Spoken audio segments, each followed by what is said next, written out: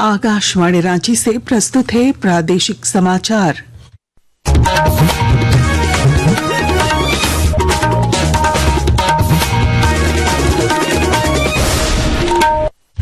नमस्कार, प्रादेशिक समाचारों के साथ मैं पूनम केरकेट्टा। पहले मुख्य समाचार। धनबाद के बाघमारा में अवैध कोयला खनन के दौरान बड़ा हादसा, 5 मजदूरों की मौत, कईयों के दबे होने की आशंका। भाजपा ने राज्य सरकार को ठहराया जिम्मेवार। न्यायमूर्ति तरलोक सिंह चौहान बने झारखंड उच्च न्यायालय के 17वें मुख्य न्यायाधीश। राज्यपाल संतोष कुमार गंगवार ने दिलाई पद की शपथ। राज्य में ट्रिपल टेस्ट की प्रक्रिया तेज। राज्य पिछड़ा आयोग के अध्यक्ष ने कहा, इसी वर्ष नवंबर दिसंबर में होगा नगर निकाय का चुनाव। राज्य में 1 जून से अब तक सामान्य से 55% अधिक बारिश। 24 में से 21 जिलों में औसत से अधिक बारिश दर्ज। और जमशेदपुर में कल से शुरू होगी डोरंड कप फुटबॉल प्रतियोगिता। दर्शकों के बीच निःशुल्क टिकट का वितरण आज से शुरू। और अब समाचार विस्तार से। धनबाद जिले के बाघमारा थाना क्षेत्र के केसरगढ़ इलाके में संचालित बीसीसीएल की ब्लॉक 2 एरिया में कोयले के अवैध खनन के दौरान चाल धंसने से कम 5 लोगों की मौत हो गई है। हादसे में मरने वाले सभी लोग गिरिडीह जिले के ताराटांड़ थाना क्षेत्र के रहने वाले थे। मलबे के नीचे अभी भी 4-5 और लोगों के दबे होने की आशंका व्यक्त की जा रही है। हालांकि बीसीसीएल और जिला प्रशासन ने ऐसी किसी घटना से इनकार किया है। इस बीच जदयू विधायक सरयू राय ने एक सोशल मीडिया पोस्ट के जरिए इस हादसे में 9 मजदूरों की मौत होने की खबर कही है। इधर भाजपा प्रवक्ता प्रतुल शाहदेव ने भी दावा किया है कि अवैध खनन में 9 लोगों की जान गई है। उन्होंने हादसे के लिए राज्य सरकार को जिम्मेवार ठहराया।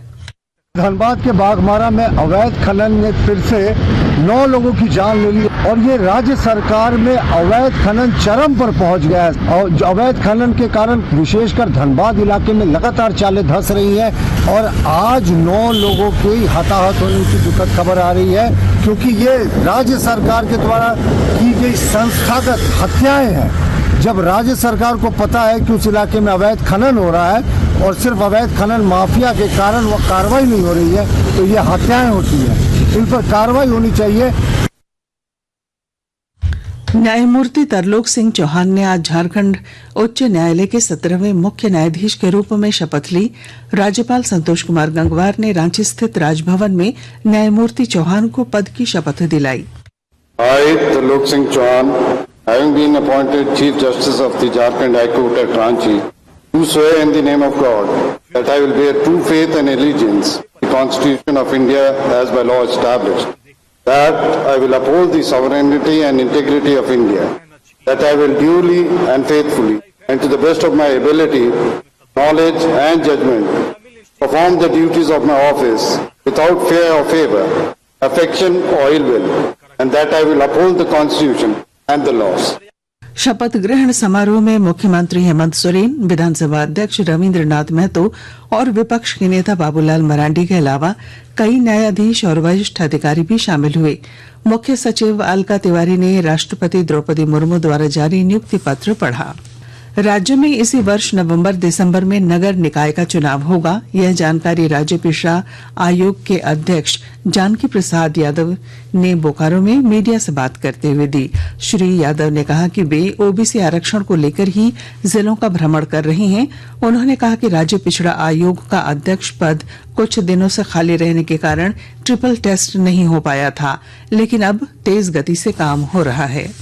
निश्चित तौर पर 2025 में नवंबर और दिसंबर में यहाँ चुनाव होगा, ऐसा पूरा खाका तैयार है। और इसी चुनाव के लिए यहाँ पर आयोग का गठन तत्काल माननीय मुख्यमंत्री श्री हेमंत सोरेन जी ने किए हैं।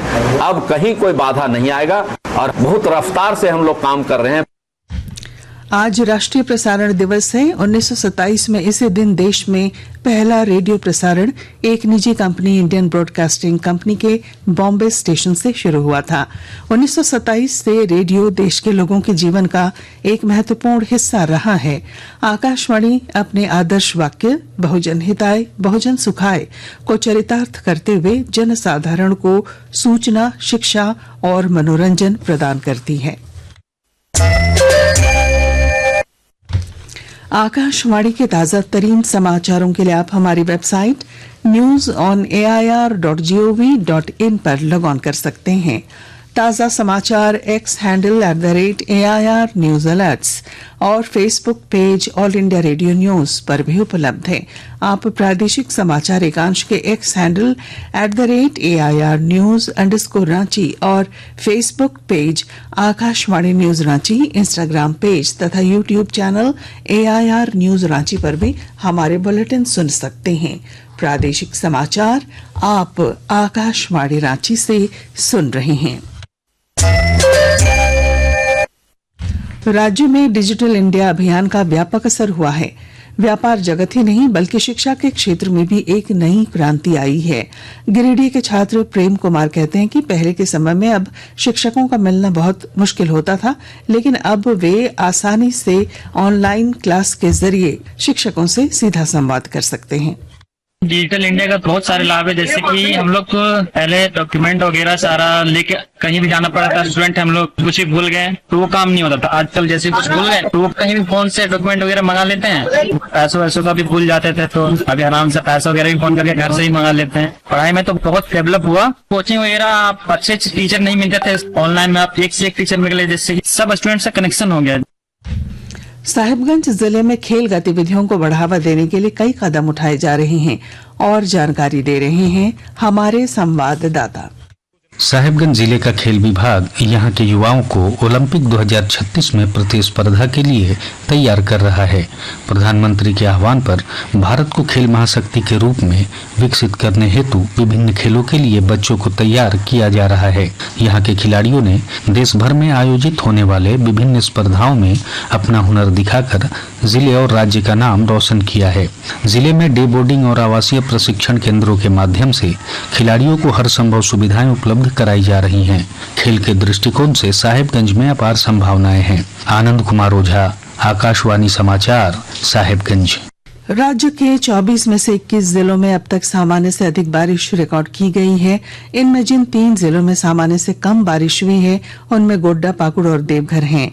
मौसम विभाग ने 1 जून से 23 जुलाई तक का आंकड़ा प्रस्तुत करते हुए कहा कि इस दौरान राज्य भर में 414.9 के मुकाबले 644.5 मिलीमीटर बारिश रिकॉर्ड की गई है। चतरा जिले में लगातार बारिश के कारण खरीफ फसलों पर प्रतिकूल असर पड़ा है। अधिक वर्षा के कारण किसान मक्का, दलहन और तेलहन की बुआई नहीं कर पाए हैं। कुछ किसानों द्वारा बुआई तो की गई है, लेकिन बीज खेतों में ही सड़ गए हैं। वहीं धान की फसल के लिए रोपाई का काम जोरों से चल रहा है। इस वर्ष कृषि विभाग को 36,500 हेक्टेयर का लक्ष्य मिला है। मिले जुले वैश्विक संकेतों के बीच ऑटो शेयरों की बढ़त के चलते भारतीय शेयर बाजार आज हरे निशान में कारोबार कर रहा है। अंतिम रिपोर्ट मिलने तक सेंसेक्स 148 अंक बढ़कर 82,335 पर और निफ्टी 45 अंक बढ़कर 25,105 पर पहुंच गया था। राजधानी रांची के सराफा बाजार में आज 22 कैरेट सोने की कीमत 93,200 रुपए प्रति 10 ग्राम है, जबकि चांदी प्रति किलो 1,20,000 रुपए है। जमशेदपुर स्थित जेआरडी टाटा स्पोर्ट्स कॉम्प्लेक्स में कल से डोरंट कप फुटबॉल प्रतियोगिता के ग्रुप सी के मुकाबले खेले जाएंगे। मैच के लिए आज से दर्शकों के बीच निःशुल्क टिकट का वितरण शुरू हो गया है। टूर्नामेंट के उद्घाटन मैच के लिए कुल 22,500 टिकटें बांटी जाएंगी। इसके अलावा जेएसए लीग में खेलने वाले 41 क्लब और स्थानीय स्कूलों को भी निःशुल्क टिकटें उपलब्ध कराई जाएंगी। और अब अंत में मुख्य समाचार एक बार फिर। धनबाद के बाघमारा में अवैध कोयला खनन के दौरान बड़ा हादसा, 5 मजदूरों की मौत, कईयों के दबे होने की आशंका। भाजपा ने राज्य सरकार को ठहराया जिम्मेवार। न्यायमूर्ति तरलोक सिंह चौहान बने झारखंड उच्च न्यायालय के 17वें मुख्य न्यायाधीश। राज्यपाल संतोष कुमार गंगवार ने दिलाई पद की शपथ। राज्य में ट्रिपल टेस्ट की प्रक्रिया तेज। राज्य पिछड़ा आयोग के अध्यक्ष ने कहा इसी वर्ष नवंबर-दिसंबर में होगा नगर निकाय का चुनाव। राज्य में 1 जून से अब तक सामान्य से 55% अधिक बारिश, 24 में से 21 जिलों में औसत से अधिक बारिश दर्ज। और जमशेदपुर में कल से शुरू होगी डोरंट कप फुटबॉल प्रतियोगिता, दर्शकों के बीच निःशुल्क टिकट का वितरण आज से शुरू। और इसके साथ ही आकाशवाणी रांची से प्रादेशिक समाचार का ये बुलेटिन समाप्त हुआ। अगला प्रादेशिक समाचार बुलेटिन दोपहर 2:55 पर प्रसारित किया जाएगा। नमस्कार।